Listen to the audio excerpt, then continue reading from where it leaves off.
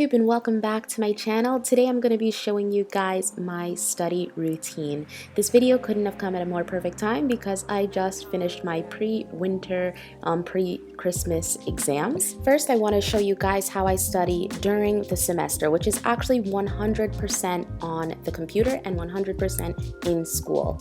At the beginning of each semester, I make a folder, and within that folder, I make other little folders for each of the classes I'm taking. For example, I have applications for management, German, etc.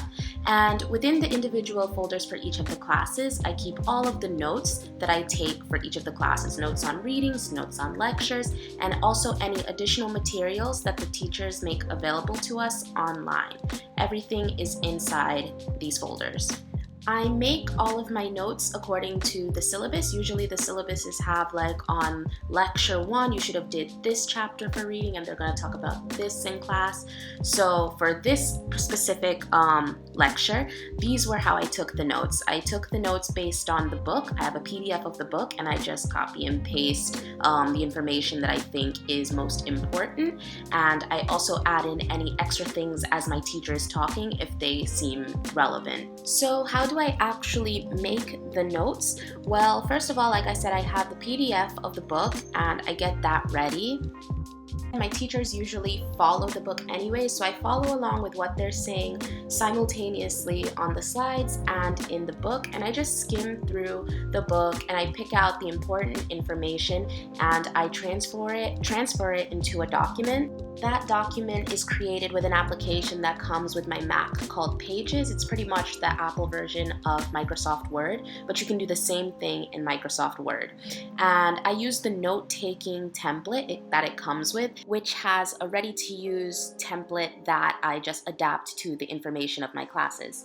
So yeah, like I said, I do this simultaneously during the class. Some books will make it easy for you and you'll be able to just copy and paste directly from the books. Other books you have to actually type it out. But in the end, the notes should look something like this. For me, this is why class attendance is so important, because I would never have the mind to sit down and do all of this at home. It just allows me to maximize my time and also keep up with the syllabus. Typically what the teacher is saying is just following what the syllabus says, which is just following what's in the book. So if I save time taking these notes in class rather than listening to the teacher and then going home, reading the book and writing down the same information. I would really make use of any material that your teachers put online. Luckily, my teachers usually put everything online, any of the slides they use, any additional lecture notes, so we can find them all on our school's online platform. So I make sure that I download everything that they put online, and I make sure that before the exam I have at least read everything that they put online. Some of my classes though don't come with books, and instead you have to study off of the teacher's lecture notes or slides. And in this case, what I do is I skip the note-taking process altogether and I go directly to the schemes. And what I do is I just read through the slides and I make handwritten schemes that I'll show you afterwards. I find that this works best for classes that are less theoretical and more practice, such as mathematics, or in this case applied statistics, because in those classes it's less important to memorize information. It's more important to extract small pieces of information and do exercises, lots of exercises. But anyways, yeah, that's how I take my notes during the semester, during classes. And it's also how I'm able to get everything done at school. That way, once I go home, I have time to do other things.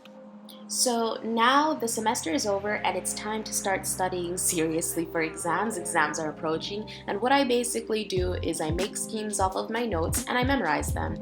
I usually study at home, and for this part I try to make sure that I'm in a comfortable environment, wearing comfortable clothes, drinking a nice relaxing tea, and I just read through my notes and I extract the important information from my notes and I make them into schemes by hand. It's just a continual process of going and looking at a broad and general idea and making it more specific. You read the book and you get an overview of the whole topic. You see everything and you have to extract the important information from it into your notes. And then in your notes, you have to go through all of your notes and extract the important information for the exam. So it's not about memorizing everything, because as long as you know the information, you'll remember it, but it's about memorizing the key points. My schemes are just summaries from my notes, and in the end, even from them, I try to extract the important information and have it like highlighted so that you remember that maybe there are 5 assumptions that you have to know, or this is the important part of this equation that you have to know, and this leads to this. Things that make you remember. Now this part comes after you make your schemes, and it can come either before or after you run through and do exercises, and it's the part of vocal out loud repetition. Here I take my freshly made schemes, I read through them, and then I try to repeat out loud to myself all of the information that's in the schemes. This is how you memorize things. When you repeat things out loud to yourself, you're reasoning. You are remembering how a process works. If you can explain it out loud, that means that you understand it. I learned this tactic from my Italian friends. I saw them do it, and whenever we study in groups, we study like this. Honestly, it's more fun to do this part in groups because you don't feel as crazy talking to yourself, but if you can't study in a group, this works if you do it by yourself as well. New variables based off of correlation versus proximity, variables into new variables versus observations into clusters. Got it.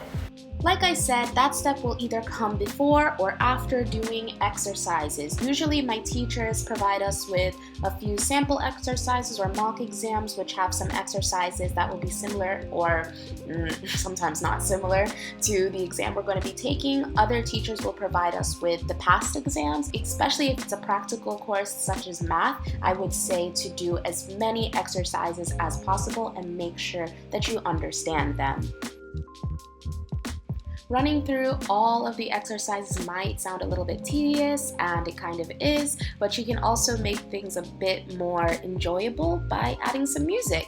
I like to listen to Concentrazione Massimo, that playlist on Spotify, which has a lot of like piano music and soft music while I study. It makes it a little bit more enjoyable. That's how I study effectively and productively, and this is the process that works for me. It might not work for everybody, but I can say that using this method, I was able to maintain a 26 out of 30 GPA, which is something like a 3.5, 3.6 out of 4.0 GPA at a pretty rigorous and prestigious business school. So I think that it could help someone out. I hope that you guys liked this video and you found it useful. Let me know what other kinds of routine videos you guys might want to see, since I think you seem to like them. I will see you guys in my next one. Mwah.